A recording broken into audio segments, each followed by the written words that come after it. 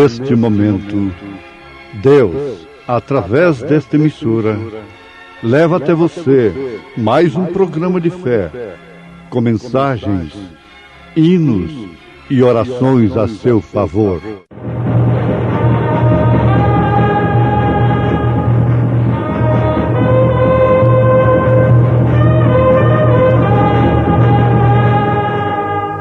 Fé para vencer. Somente crer, somente crer, tudo é possível, somente crer, somente crer, somente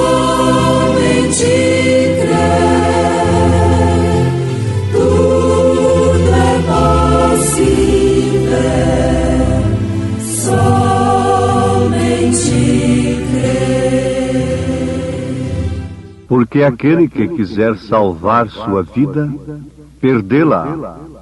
E quem perder a sua vida por amor de mim, achá-la.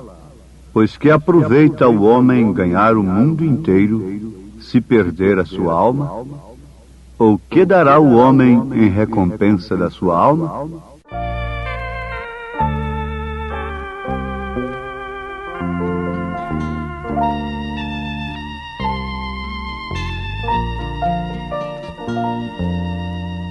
Que te darei, meu mestre, morreste tu por mim.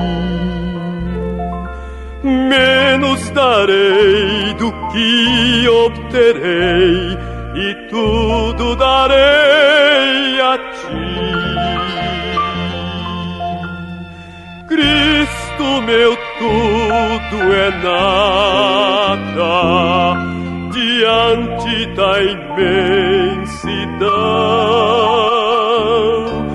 de tua graça demonstrada em minha redenção. Mas o meu nada é se posto a teu dispor, haja o que houver e venha o que vier. Sou todo teu, Senhor.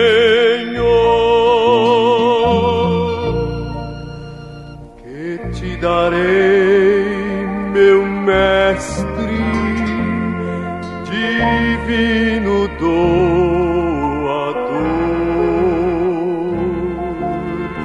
tempo e vigor, talento e ardor, será tudo teu, Senhor.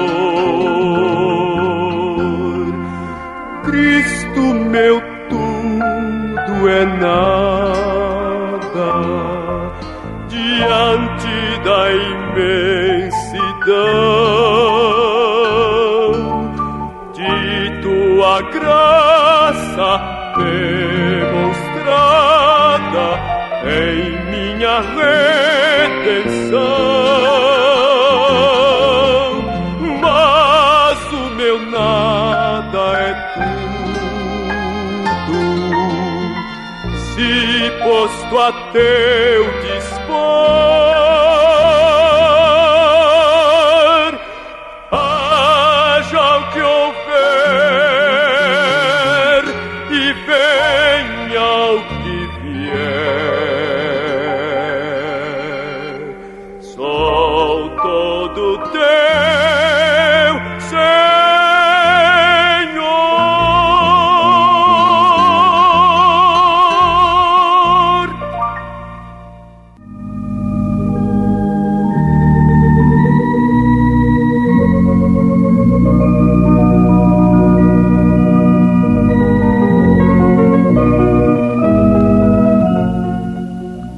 os discípulos de Jesus devem levar as suas cruzes. E Jesus fala assim: Então disse Jesus aos seus discípulos: Se alguém quiser vir após mim, renuncie-se a si mesmo, tome sobre si a sua cruz e siga-me, porque aquele que quiser salvar sua vida, perdê-la, e quem perder a sua vida por amor de mim, achá-la. Pois que aproveita o homem ganhar o mundo inteiro, se perder a sua alma? O que dará o homem em recompensa da sua alma? São Mateus, capítulo 16, versículo 24 ao versículo 26. São palavras do próprio Senhor Jesus Cristo. Ouvintes, sentindo necessidade das coisas materiais, os homens estão dando tudo o que têm por elas. As coisas terrenas, o progresso natural tem se tornado uma necessidade imperiosa sobre as nações, sobre os homens. E ninguém pode impedir uma nação que se encontra na carreira do progresso.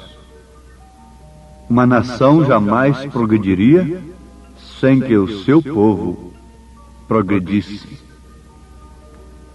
sem que o seu povo se despertasse para tal fim. Então várias coisas são exigidas para o progresso: educação e muitas outras coisas. Então, os homens buscam estas coisas em primeiro lugar, porque toda a diligência, todo o emprego físico fica em torno, em demanda das coisas materiais. Daí então o grande fracasso de deixar as coisas espirituais por último.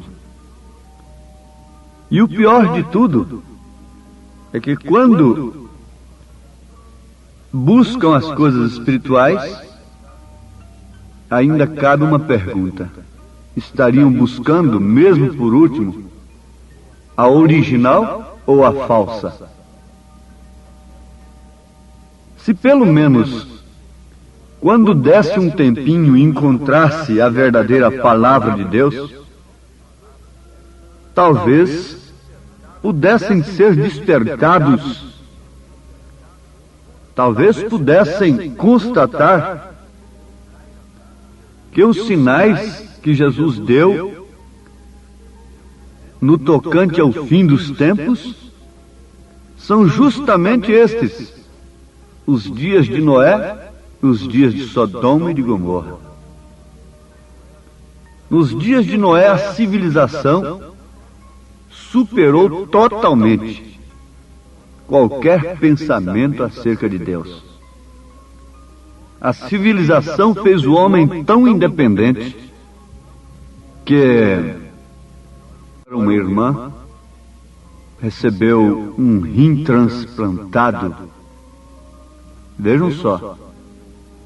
E quando ela disse para um médico: graças a Deus, estou passando bem, ele disse: graças a Deus não, graças ao doutor fulano. Bom, assim estava a civilização nos dias de Noé.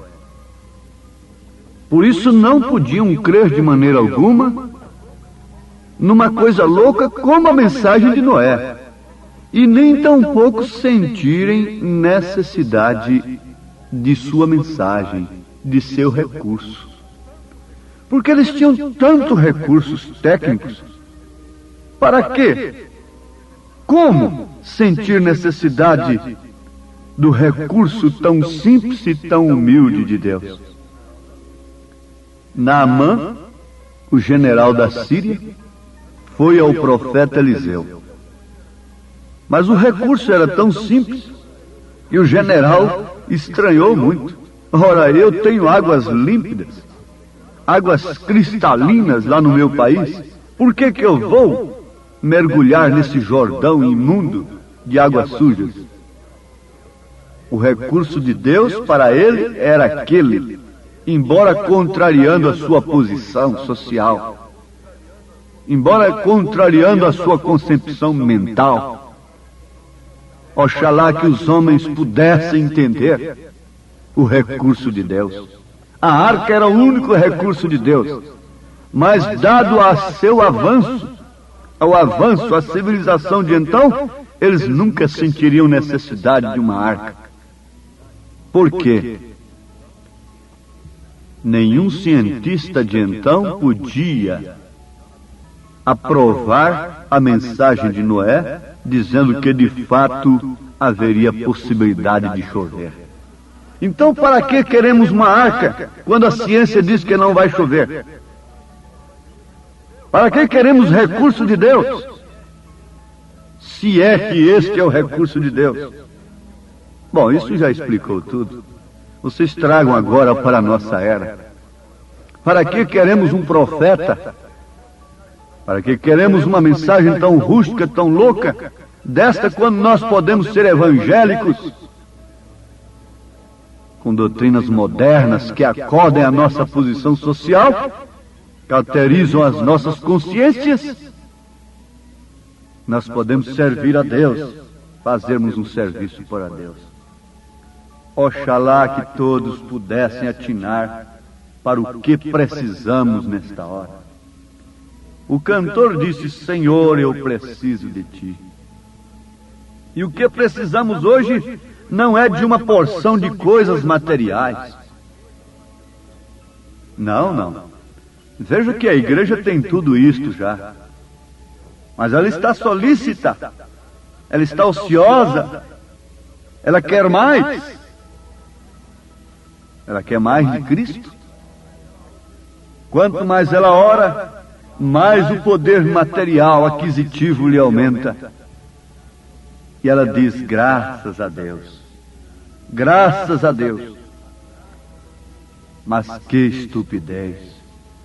Que loucura aquele homem caiu quando encheu os seus celeiros e disse: regala-te, ó alma. Não te falta nada.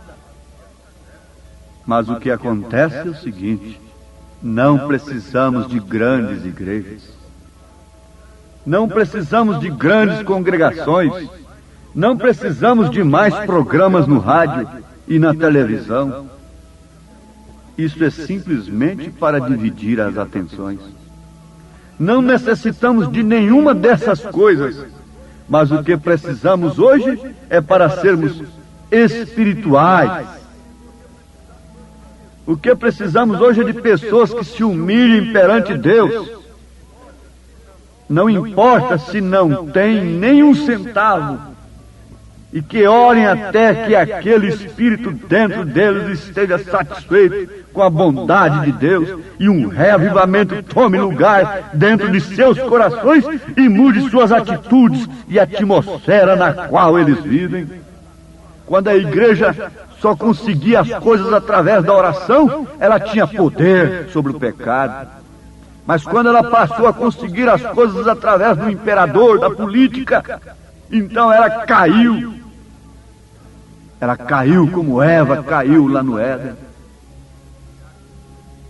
Você acha que hoje, quando ela precisa das coisas, ela nomeia logo um representante lá para cima, para ser seu cabo, seu interventor, ou seu intermediário?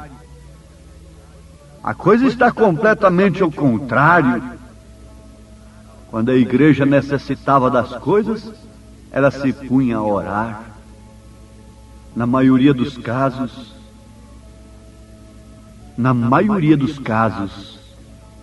nós obtemos as coisas pelos favores mundanos, pelos favores naturais e nos comprometemos cada vez mais, e pastores e pregadores comprometidos com alas daqui e dali, se vendendo por pratos de lentilhas, amando mais o prêmio da injustiça, amando mais o presente século do que aquele homem que tinha simplesmente uma capa, como Demas amou o presente século, abandonando o profeta Paulo, um homem que hoje escreve mensagens lindas, impressiona um grupo de pessoas iludidas, extraindo da mensagem do profeta desta era coisas profundas, e que viveu com o irmão Branham, com o profeta desta era, disse a respeito de Demas: ó irmão Branham, quando eu chegar lá nos céus, a primeira pessoa que eu quero ver é Demas, e eu quero dar um soco bem no seu rosto. Mas por quê? Eu quero perguntar para ele, para que ele abandonou a Paulo? Mas o que acontece? Aquele mesmo que estava dizendo que queria dar um soco em Demas porque havia abandonado a Paulo, estava ali ao lado de um profeta como Paulo, que pregava a mesma palavra de Paulo, e ele mesmo, onde está? Está escrevendo hoje, sem apresentar o profeta desta era. Por que, meu irmão amado, você não apresenta o profeta de Deus e escreve tantas maravilhas assim? Por que você abandonou o profeta de Deus? Você que quer dar um soco na cara de Demas quando chegar nos céus? O profeta lhe disse, isso é um tom de brincadeira, mas ali estava um sinal que aquele próprio abandonaria o profeta de Deus. Eles estão dizendo, nós damos a vida por Cristo. Não, dá vida por um credo, dá vida por um título de igreja, dá vida por um pensamento próprio. Agora vejam, não sentem necessidade da mensagem, não sentem necessidade da arca, porque estão ricos. E Laodiceia está escrito em Apocalipse capítulo 3, a partir do verso 14, que Laodiceia é rica, mas não sabe que é cega, que é miserável, que é pobre, que é nua. Agora constatemos isto à luz da palavra. Sou rico e de nada tenho falta. Para que esta arca? Temos grandes talentos. Para que isto? Para que aquilo? Para que estas coisas? Para que um profeta? A ponto de dizer, eu prefiro crer em Jesus do que em Pedro, do que em Paulo, do que num profeta. Jesus disse, aquele que recebe a voz, a mim me recebe, mas aquele que rejeita a voz, a mim me rejeita. É certo que eles rejeitariam a Paulo tanto quanto rejeitaram naquele dia, porque eles são filhos daqueles que rejeitaram a Paulo, que mataram a Paulo. Eles têm o mesmo espírito da rejeição. Eles só não rejeitam o mundanismo, só não rejeitam a condição imoral da mulher, a decadência moral. Mas a doutrina de Paulo eles têm por obrigação, como seus pais, de rejeitá-la. Aleluias. Pode ser que você não tenha um par de sapato para pôr nos pés. Você pode estar vestido em trapos, mas há algo em seu coração, cantando as melodias de Deus. Falando no lugar de um cristão, eu digo, eu prefiro ter isto do que ter todo o dinheiro do mundo. Eu prefiro estar sozinho, abandonado, excomungado, excluído, com a palavra, com Deus, do que estar aí nesses palanques religiosos, acoitado por homens pervertidos sem Deus. Então você não pode dizer que as coisas naturais são sempre um sinal das bênçãos de Deus. Davi falou isso pensando. Veja o Salmo 73. Ele pensava que, sendo ele justo e fiel a Deus, é quem deveria prosperar aqui na terra e ter grandes coisas, e não o ímpio. Ele disse: quanto a mim, estive com meus pés em lugares escorregadios, ao ver o ímpio prosperar e se inchar, aumentar suas riquezas, quando não são fiéis a Deus. E eu, sendo fiel, passando lutas e dificuldades e aflições, sendo atormentado, desprezado, porque ele foi o rei tipo de Cristo, desprezado,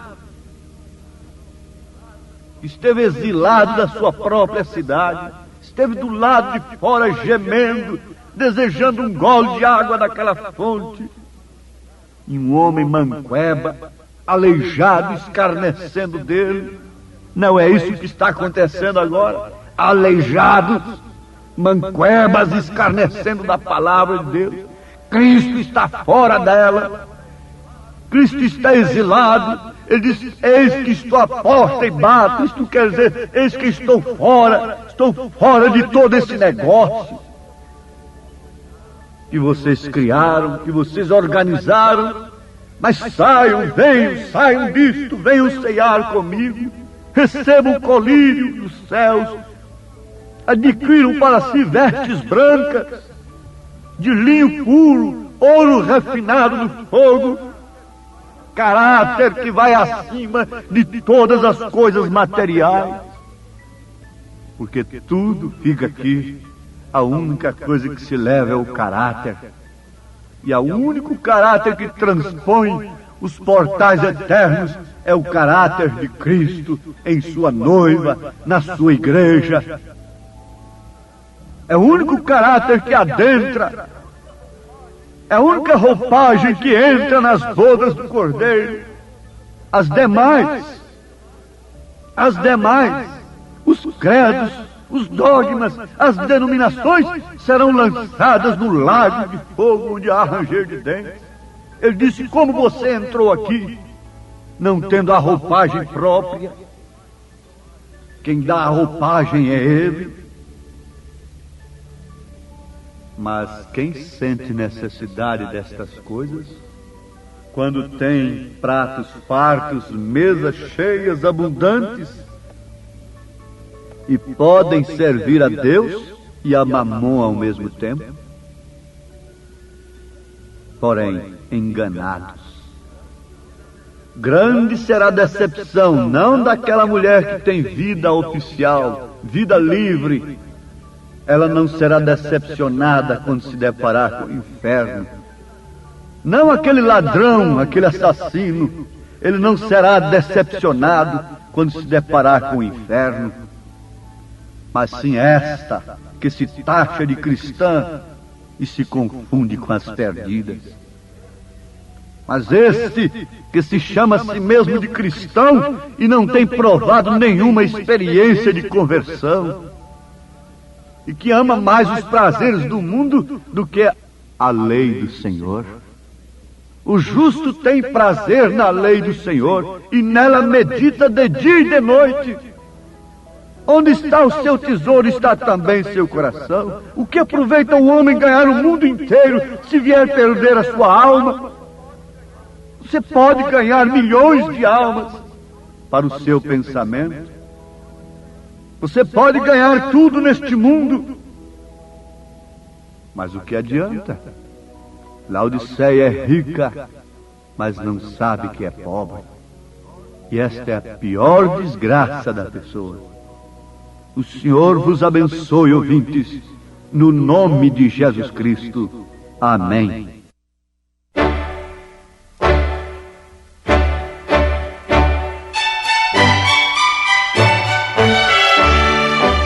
Ouvintes, escreva-nos pela caixa postal de número 15.020, 15020, CEP 74.501-970, Goiânia, Goiás.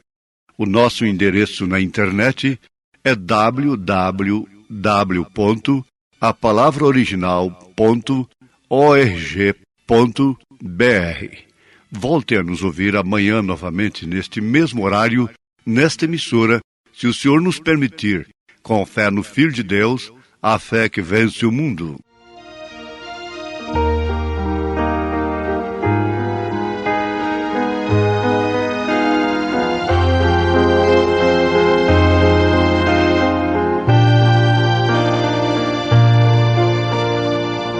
Eu preciso de ti, ó Senhor,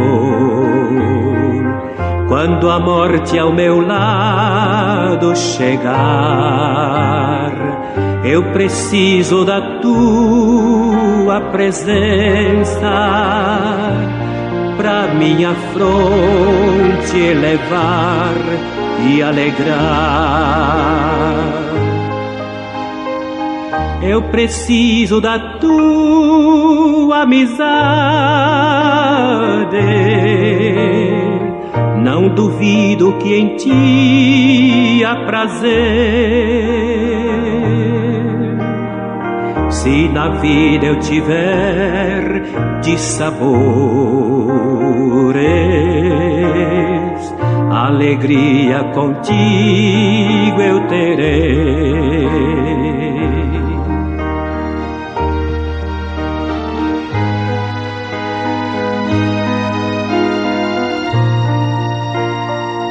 Eu preciso sentir teu amor quando o mundo me abandonar.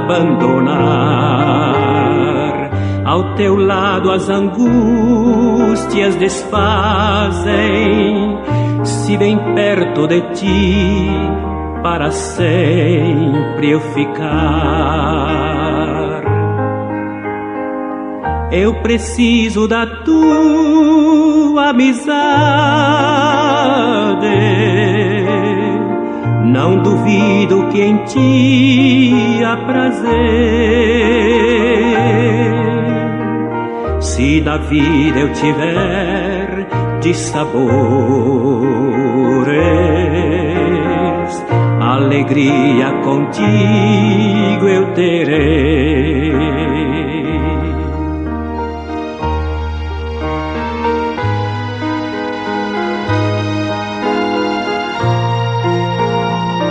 Eu preciso de ti, ó Jesus, és o amigo na tribulação.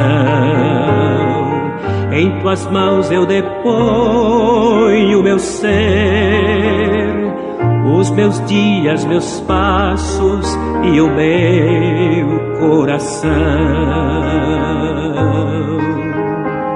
Eu preciso da tua amizade, não duvido que em ti há prazer. Se na vida eu tiver dissabores, alegria contigo eu terei.